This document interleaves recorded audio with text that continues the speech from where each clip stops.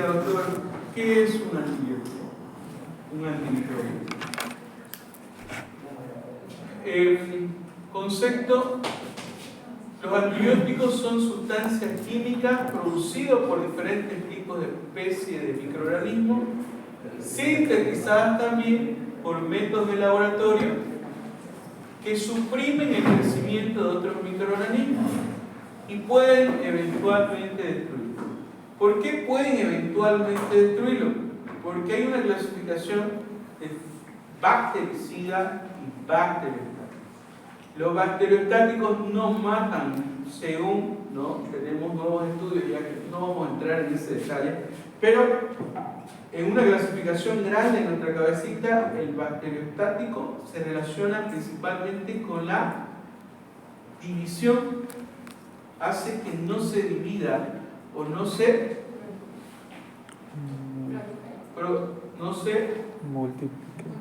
multiplique la bacteria. El efecto bactericida, te lo voy a mostrar igual, para que ustedes lo vean. El efecto bactericida tiene la función de destruir a la bacteria. Entonces, como antibióticos, toda sustancia química producida por diferentes tipos de especies de microorganismos o sintetizados por medio del laboratorio suprimen el crecimiento del microorganismo y pueden eventualmente destruirlo. Como concepto, es lo que decía su compañero doctor, ¿qué es un antimicrobiano? La respuesta está relacionada con lo que estamos hablando. Todos los libros hablan de esto, por si acaso, ¿no? Goodman, todo lo que ustedes decían. Tenemos una clasificación que se llama ¿quiénes tienen efecto bactericida y bacteriostático?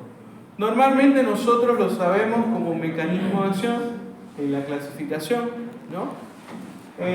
Por ejemplo, ¿cuáles son bactericidas? ¿Cuáles son los que destruyen directamente a la bacteria? Son beta-lactámicos, tenemos la penicilina, cefalosporina, los glucopéptidos como la vancomicina, y tenemos tecoplamina, pero aquí no hay en Bolivia, vancomicina, aminoglucósidos, quinolona, como la cloroquinolona y la polimicina. ¿Okay? Entonces tenemos fármacos antimicrobianos que son bactericidas. ¿Cuáles son? Así vamos a ir despacito para que me entiendan. Beta-lactámicos, glucopéptidos, aminoglucósidos, quinolonas y polimicinas. Son las grandes familias que tenemos que conocer, ¿no? Entonces, el efecto bacteriostático. ¿Qué dijimos? El efecto bacteriostático. No se produzca la división celular bacteriana, o sea, impide la replicación o división celular bacteriana. A estos, por supuesto, que están macrólidos, tetraciclina, cloramfenicol, clinaticina, glucomicinas y sulfonamida. Todas ellas tienen su característica bacteriostática. Aunque algunas bacterias con estos medicamentos tienen efectos bactericidas, ¿no? No es absoluto, y medicina no es absoluta. Pero las preguntas de la visita médica, ¿no? Son: doctor, la ceftriaxona, ¿qué tipo de medicamento? ¿Qué familia? ¿Cuál es su mecanismo de acción? ¿A qué bacteria le da? ¿Cuál es el espectro de acción? Entonces ustedes tienen que ir preparados para ese tipo de situación. Principalmente para atender a sus pacientes, por supuesto.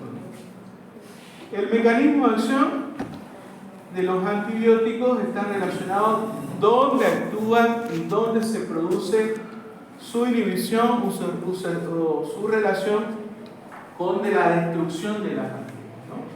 Pueden tener en la síntesis de la pared bacteriana, pueden tener relación con inhibición del metabolismo del ácido fólico.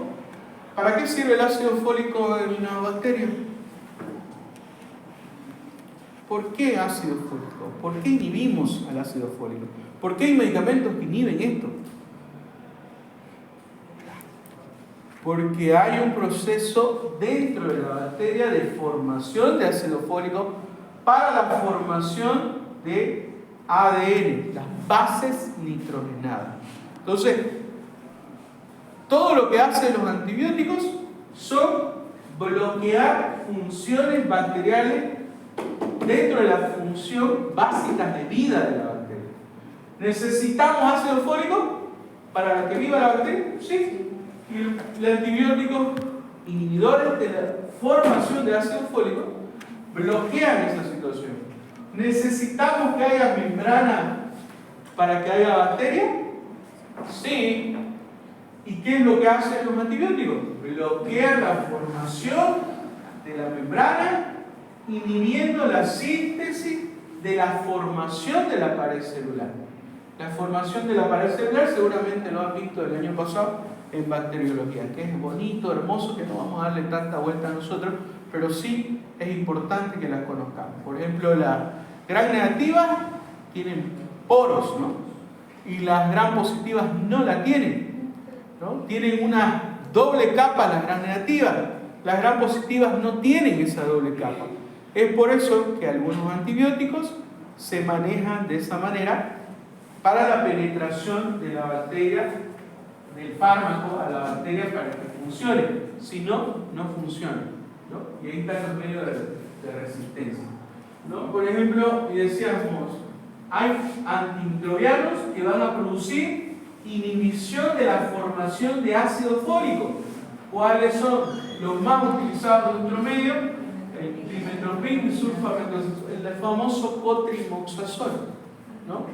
La sulfayacina, la pirimetamina, son fármacos que van a producir bloqueo de este tipo de mecanismos. Otro, ribosoma. A ver, yo lo veo a los ribosomas así, ¿no? Dice el profesor de Harvard, decía, véanlo al ribosoma como una hamburguesa. Y yo decía, ¿por qué como una hamburguesa? Tenemos el pan grande arriba, el pan chico abajo, y tenemos el ARN, ¿no? Mensajero, que lo tenemos informando estas unidades. ¿Qué hacen los fármacos? ¿Para qué? Bloquean la síntesis proteica, inhibiendo ya sea 30S o 50S. Son como una especie de hamburguesa, ¿no? Que del medio es la carne, el pan grande es el ribosoma 50S y el pan chico es el ribosoma 30S. Entonces, los fármacos, por ejemplo, la eritromicina, cloranfenicol, clindamicina, lincomicina, son inhibidores de la proteína 50S, del pan grande, ¿no? Del pan grande de nuestra hamburguesa. Inhibición de las proteínas, inhibidores 30S, tenemos por supuesto tetraciclina, estreptocramina, estreptomicina, encamicacina, bueno, todos los aminoglucósidos están relacionados con este tipo de acción. Los que inhiben la síntesis proteica del RNA también hay, ¿no? Pero no son muy utilizados en otro medio. Tenemos la rifampicina. ¿Para qué sirve la rifampicina? Medicamento pilar para la tuberculosis. La rifampicina inhibe, ¿no? Lo que es la RNA polimerasa, está relacionado con este mecanismo de acción. Y bueno, tenemos a los que están relacionados con la DNA quirasa, como el ácido nalidíxico, la fluoxacina, y vamos a ir más adelante viendo, por supuesto, cada una específicamente de su familia. Todas estas familias tienen que ser estudiadas por nosotros muy bien, ¿no? Es nuestro objetivo. Pero esto lo tienen, no se preocupen. Todo lo tienen. La clasificación según su mecanismo de acción, lo mismo, pero un poquito ya más ordenado, síntesis e inhibición de la pared celular. Tenemos la penicilina, cefalosporina, vancomicina, fosfomicina, teicoplamina y vasotracina, ¿no? Lesión de la permeabilidad de la membrana, la polimicina, colistina, nistatina y anfotericina. Inhibidores de la síntesis de la proteína, cloranfenicol, tetraciclina, aminoglucósidos, glicosamina, eritromicina. Inhibidores de los ácidos nucleicos, inolonas, sulfonamidas, rifampicina, trimetoprim, ¿no? Que tienen la función de destruir el ADN, la no formación del ADN celular. Baques. Bueno, esta imagen está relacionada con algo de historia, ¿no? La caja de Petri, el hongo, que se llama Penicillium natatum. ¿Qué pasó con él? ¿Quién fue que descubrió la...? Bueno, en realidad otros hicieron la faena, ¿no? Para que se inserte la penicilina, pero ¿quién fue el que la descubrió? ¿Se acuerdan? Fue Alexander Fleming, ¿no? ¿En qué año? ¿Ah?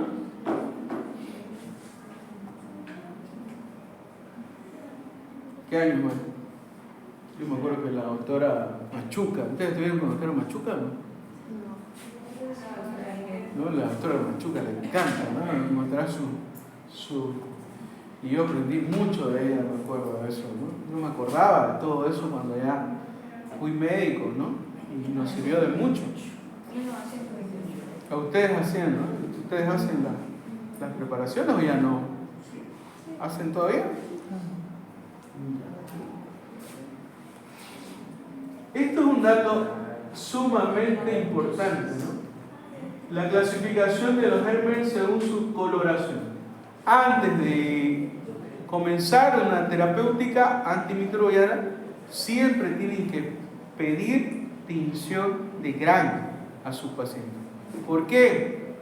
Porque la terapéutica, ¿no?, nos da una luz, podemos decir, donde podemos comenzar con la terapéutica a nuestros pacientes, ¿no? Es el caso que les dije. Comenzaron cefalosporina de primera generación, ¿no? Y cuando lo vimos, o sea, no era una gran positiva, aunque el tratamiento de una cefalosporina de primera generación está relacionada con la terapéutica adecuada, o sea, no es que esté mal, sino que hubo una sobreinfección, no es que está mal el tratamiento. Comenzaste bien el tratamiento, pero lamentablemente se produjo una sobreinfección. Entonces, esa sobreinfección se produjo ya otro tipo de bacterias y nuestra terapéutica ya está en otro nivel. Imagínense que es resistente a todos los antibióticos, menos al ertapenem. Entonces, el ertapenem, cada ampollita debe estar en unos 500 bolivianos. 500 o 600. El paciente me dijo que 800 bolivianos le costaba el tratamiento. Pero, bueno, como les dije, hay personas que ¿no? Pero otras personas que, imagínense si se me hubiera salido esto de un paciente que no podía pagar, eso es imposible, pues, ¿no? Tendría que haber otras alternativas. Pero bueno, gran negativos, Neisseria meningitidis, Neisseria gonorreae, Staphylococcus aureus. Siempre se piensa en un Staphylococcus aureus en infecciones de piel, ¿no es? Streptococcus beta-hemolíticos, ya sabemos, Streptococcus viridans, miocardiopatías infecciosas, Streptococcus bovis, Enterococcus, Streptococcus pneumoniae, Bacillus anthrax, Corynebacterium, bueno, están relacionados con gran positividad. Gran negativo, las patologías más frecuentes están relacionadas a estas bacterias, ¿no? Bacteroides frágiles, Shigella, Salmonella, Proteus mirabilis, Pseudomonas, Klebsiella pneumoniae, Legionella, Escherichia coli, Haemophilus influenza, Brucella, Campylobacterium febris.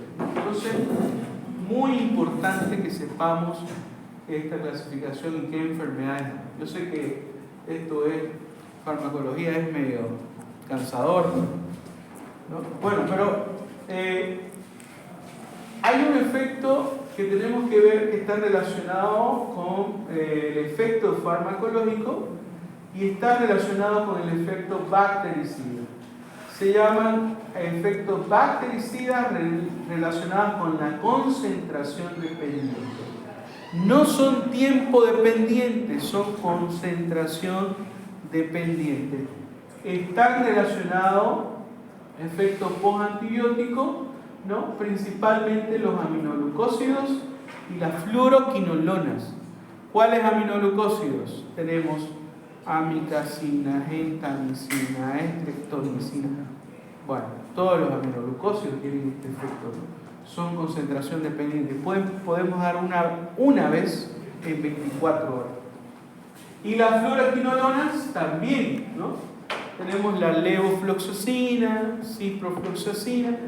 Bueno, tenemos varias que están en este cuadrito que nos dice que son y tienen efecto bactericida a concentración dependiente. Ya les voy a explicar esto, ya ahorita, esperen un ratito. Efecto bactericida dependiente del tiempo. Principalmente estos son los beta-lactámicos a bacilos gram negativos, ¿no? Su efecto bactericida está relacionado, ¿no?, al tiempo. Siempre hay que dar a su hora, quiere decir. Cada 6 horas hay que dar cada 6 horas. Hubo un caso que me llamaron y me dicen: doctor, mire, me dieron esta receta. Dicloxacilina una vez cada 24 horas. La dosis estaba bien, pero la frecuencia no se acercaba a la realidad. La dicloxacilina es cada 6 horas, ¿no? Si no le das cada 6 horas, no funciona, es en vano. O sea, estaba subdosificada, o sea, la dosificación no llegaba a producir una concentración bactericida correspondiente a la terapéutica, ¿no? Entonces son cositas que tenemos que aprender, y eso se aprende con la práctica. Hagan su recetario, que es muy importante hacer. Bueno, nos hablan también del efecto post-antibiótico. ¿Qué es el efecto post-antibiótico? Es la capacidad del antimicrobiano de generar inhibición del crecimiento bacteriano después de una dosis, ¿no? Y es directamente proporcional a la concentración del fármaco, ¿no? Y en esto se enmarcan los aminoglucósidos, las quinolonas muestran un efecto post-antimicrobiano constante a bacterias gram-negativas. Ejemplo, una levofloxacina, se da una. Los aminoglucósidos, gentamicina o amicacina, podemos dar una, ¿no? Dependiendo de la concentración, pero algunos, el doctor Gustavo, por ejemplo, no le gustaba que dé una o dos dosis, sino me decía: Juan Carlos, da 2 o 3, ¿no? Pero todavía no había investigaciones de este tipo, ¿no? Ahora, cuando ya le ponía solamente una y le mostré la investigación, le dije: no, doctor, estas moléculas tienen este efecto. Por supuesto, la evolución de la medicina es así. Un maestro en terapia intensiva, maestro del maestro.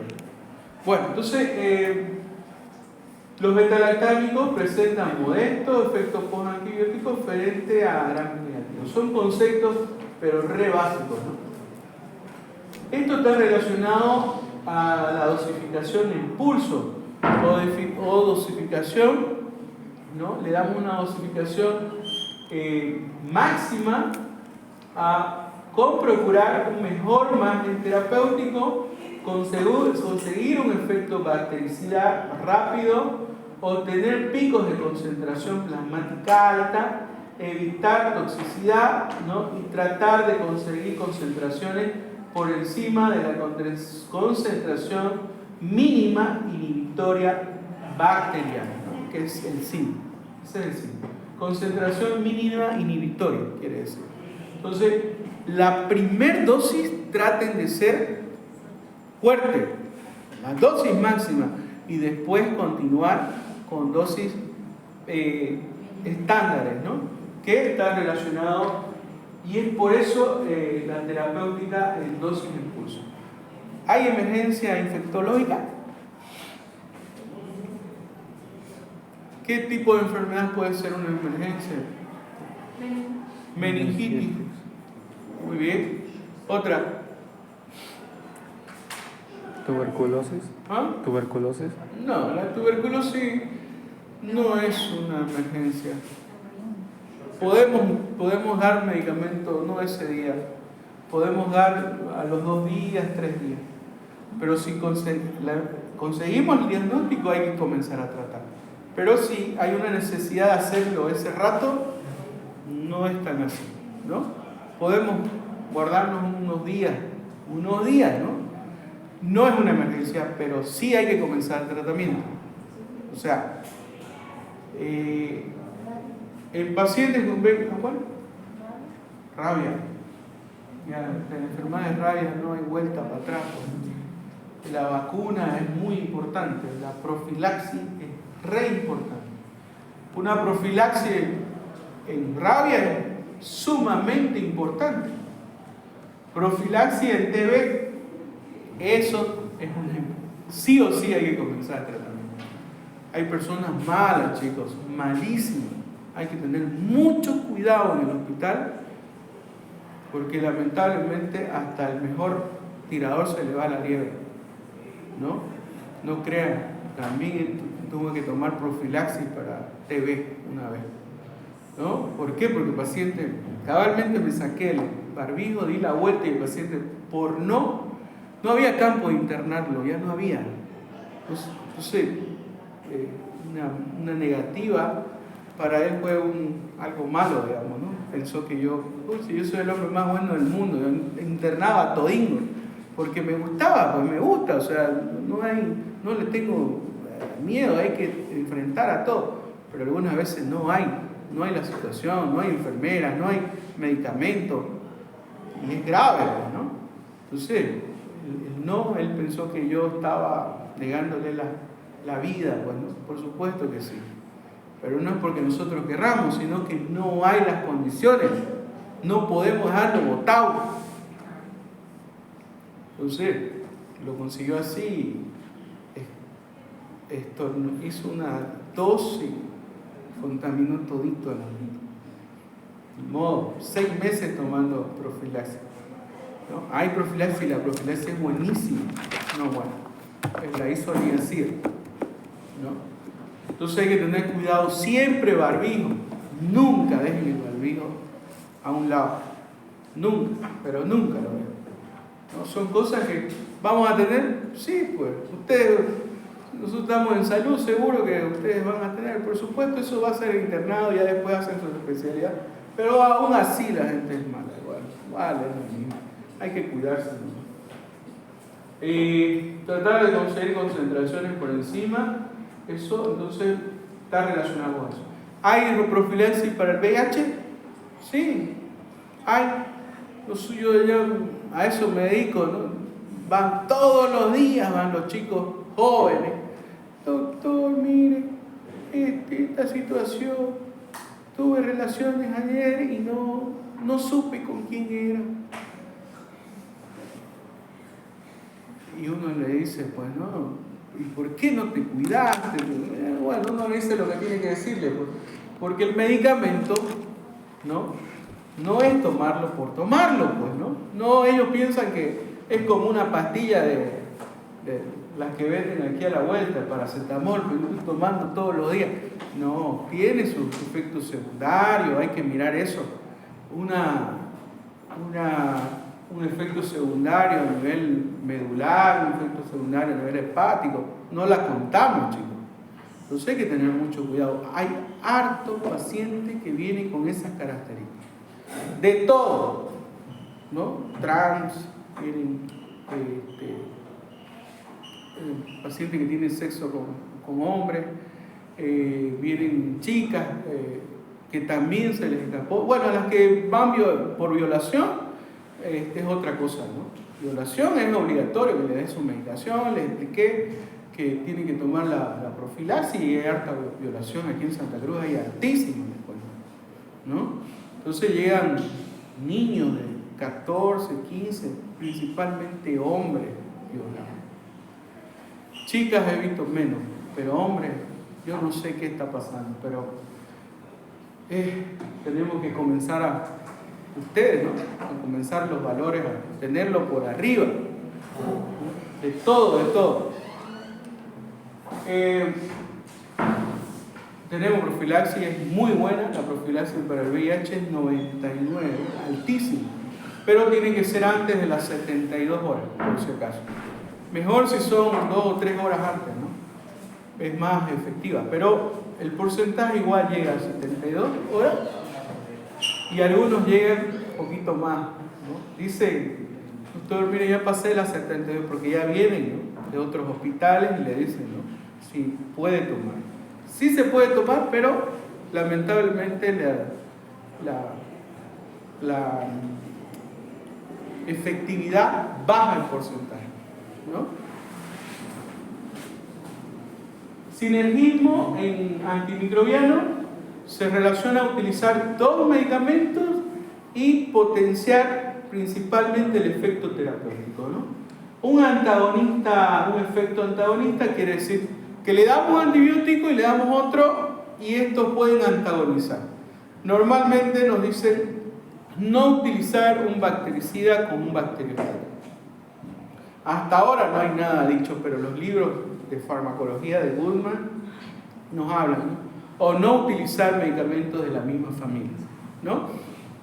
Pero tenemos moléculas que están relacionadas con el efecto indiferencial, no tienen ninguno que ver con otro, o sea, ni se antagonizan ni producen sinergia. A eso se llaman indiferentes, ¿no?, que están relacionados principalmente en la fluoroquinolona, por ejemplo, con los beta-lactamos, ¿no? Tienen esta característica. La resistencia bacteriana a los antibióticos. Tenemos una resistencia natural, propiedades específicas de algunas bacterias, adquirida por mutación cromosómica o cambios en el cromosoma del DNA de la bacteria. Entonces, estas dos tenemos que estudiarlas en sí. ¿Cuáles son los mecanismos de resistencia? Uno, disminución de la permeabilidad de la bacteria. Otra, modificación o inactivación del antibiótico químicamente hablando y la alteración del sitio de donde los antibióticos ejercen su acción. Entonces, todos estos mecanismos sí o sí tenemos que tenerlo en cuenta en algún momento de la terapéutica médica, ¿no? La resistencia bacteriana, disminución de la permeabilidad, está relacionada principalmente en forma frecuente y bueno, esto está relacionado principalmente con algunos ejemplos que nos dan acá, ¿no? Por ejemplo, la Escherichia coli y otras entéricas, las proteínas oporinas dificultan el paso del antibiótico. De esa manera, esta bacteria tiene resistencia a disminuir la permeabilidad del fármaco que entra para este tipo de bacterias. Ejemplo, bacilos gram negativos a la penicilina G, por ejemplo, a la eritromicina, clindamicina, vancomicina, que no son y tienen una característica ya de resistencia de disminución de la permeabilidad. La vancomicina no le da, por ejemplo, a los gram negativos, solamente a los gram positivos, ¿no? La clindamicina, por ejemplo, también a los bacilos gram negativos también está relacionada, y la eritromicina, todas ellas le dan sí muy bien a los gram positivos. El Streptococcus es Pseudomonas aeruginosa y bacterias anaerobias a los aminoglucósidos, por ejemplo. Ya no le da el estrepto, no le da la pseudomona y tampoco a los anaerobios. Los aminoglucósidos solamente dan a los gram negativos aerobios, por ejemplo. Y con eso, colorín colorado, nuestra hora se acaba.